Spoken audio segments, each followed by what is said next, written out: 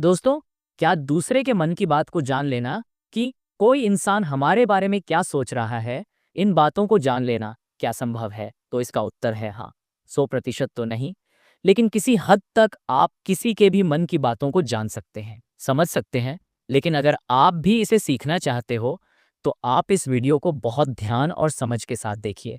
और इस वीडियो में जो प्रयोग आपको बताया जा रहे हैं, उन्हें आप लगातार अभ्यास करने की कोशिश कीजिए।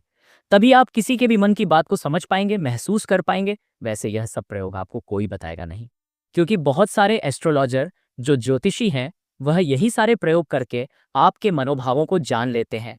आप जैसे ही उनके पास जाते हैं, वह पहले से ही आपके मनोभावों को पढ़ना शुरू कर देते हैं। आप अपने बारे में उन्हें थोड़ा बताते हैं और वह आपके बारे में बहुत कुछ बता देते हैं, तो आपको लगने लगता है ये ज्योतिषी तो बहुत चमत्कारी है। इसे हमारे भूतकाल के बारे में, हमारे भविष्य के बारे में सब कुछ पता है।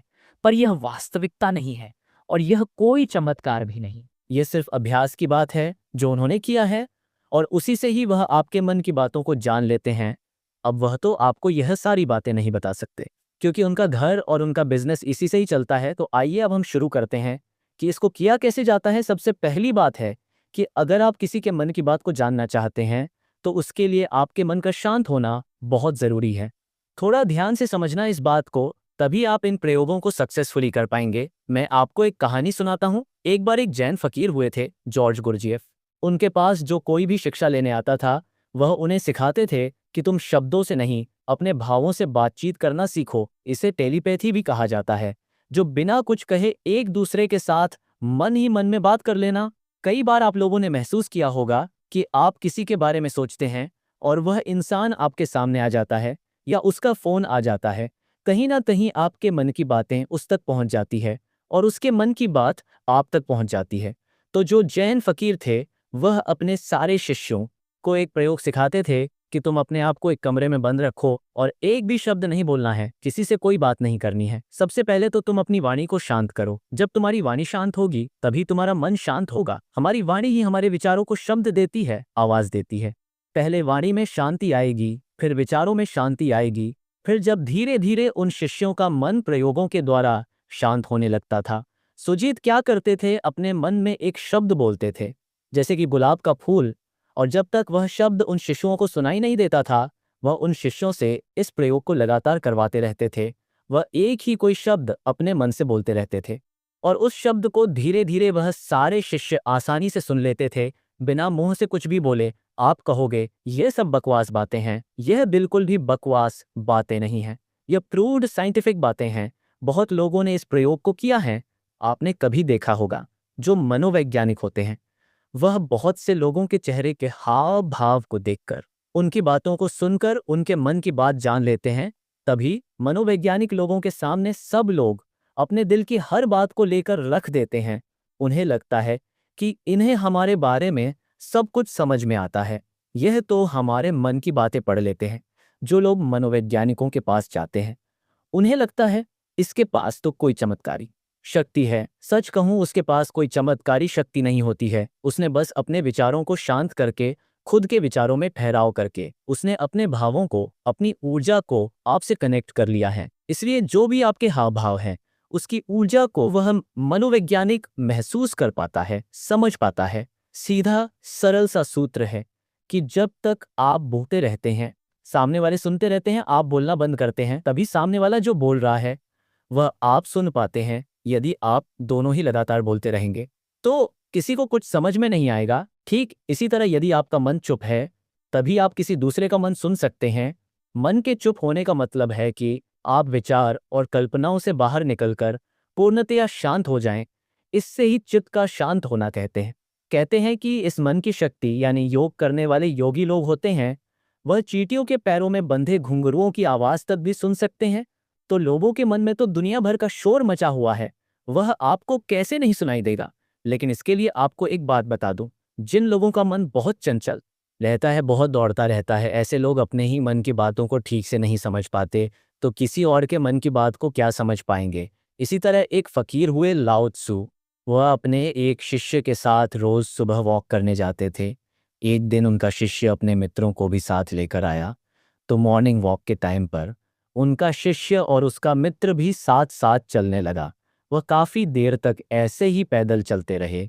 किसी ने कोई आवाज नहीं की।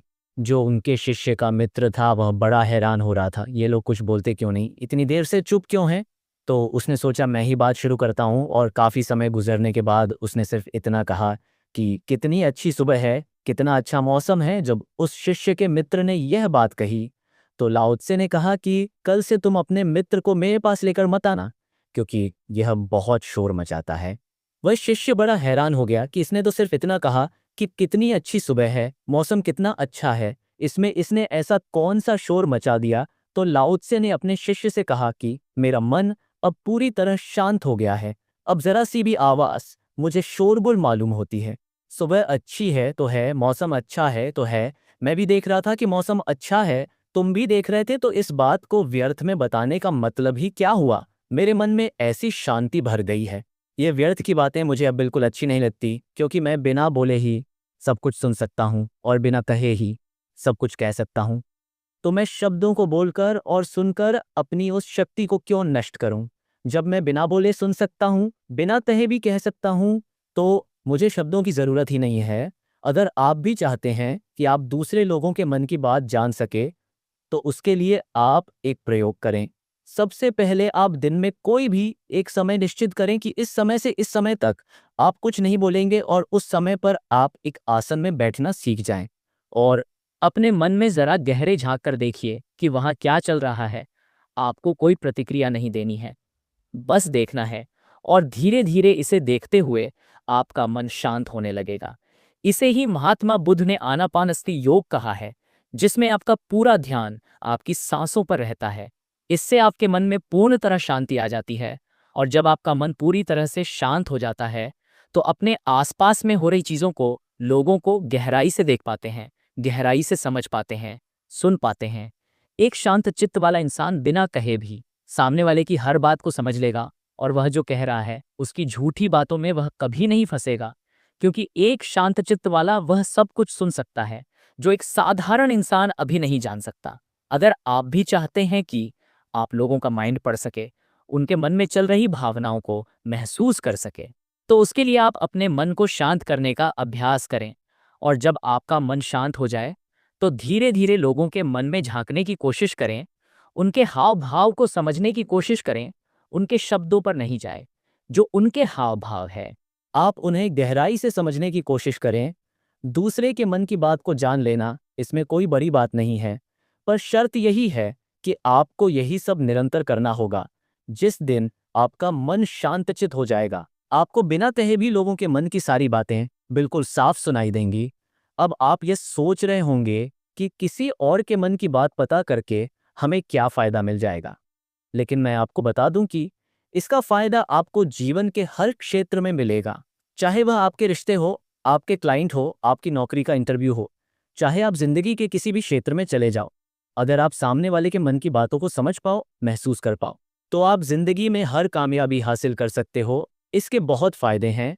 इससे आपको कोई भी इंसान झूठ बोलकर धोखा नहीं दे सकता, कोई आपका इस्तेमाल नहीं कर सकता। आप हर तरह की भावनात्मक चोट खाने से बच जाएंगे। कोई आपके पैसों को लूट कर नहीं जा सकता। और एक बात मैं आपको बता दूं कि ये प्रयोग एक ही दिन में सिद्ध नहीं होते हैं। इन्हें सिद्ध होने में थोड़ा समय लगता है, बहुत ज़्यादा तो नहीं, लेकिन कुछ महीनों के अभ्यास से आप जल्द ही किसी के भी मन की बातों को आसानी से जान लेंगे। तो दोस्तों, कैसे लगी आपको हमारी ये माइंड रीडिंग टेक्निक, कमेंट करके ज़रूर बताना।